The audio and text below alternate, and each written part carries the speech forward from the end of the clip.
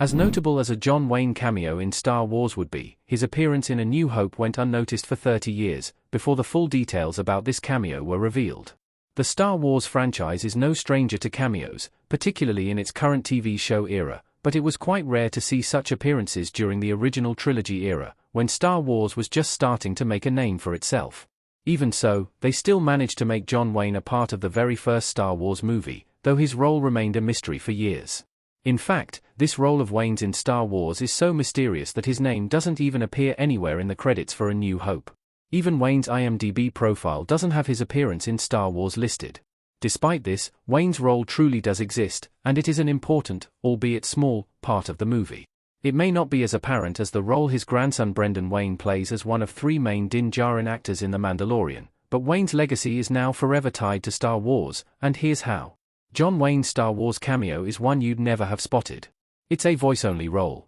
The gunslinging actor's Star Wars cameo is voice-only, as his old dialogue was worked into a sequence on Tatooine. When creating the sound for the insect-like creature now known as Gerindan, who acts as an Imperial informant in the Mos Eisley spaceport, the crew crafted a mix that had a buzzing sound effect to truly emulate that of a mosquito, which is what the Kubas species in Star Wars looks like. It wasn't until 30 years later that it was revealed this buzzing sound came from Wayne's own scrapped dialogue for another film, meaning Wayne technically voices Gerindan. This was discovered by sound designer Ben Burt, who had gone back to his original tapes out of curiosity.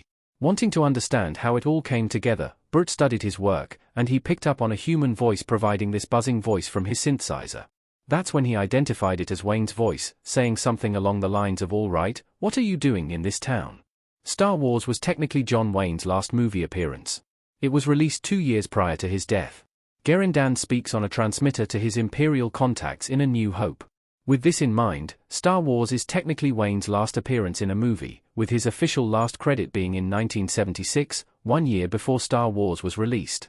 Wayne may not have even known that his voice was used in this movie, given the fact it was a secret for so long, but the legacy of it still stands today. Gerindan's scene has become nothing short of iconic in its own right, and adding this layer to it only makes it that much more memorable. It's certainly a unique cameo in A New Hope, but nevertheless a memorable one.